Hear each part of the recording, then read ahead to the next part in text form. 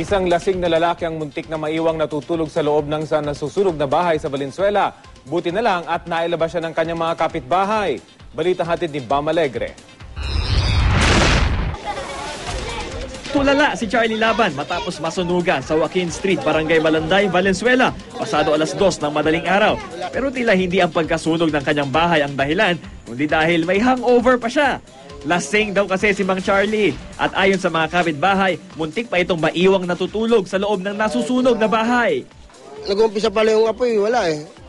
Wala kami naririnig sa kanya eh. Kaya ginawa namin, niwasak na lang yung pinto. Ayon sa mga otoridad, isang natabig na gasera raw sa bahay ni Mang Charlie ang pinagmulan ng apoy. Wala namang nasaktan sa insidente. Mabilis na nakaresponde ang mga pamatay sunog, kung kaya wala pang kalahating oras, naapula na ang sunog.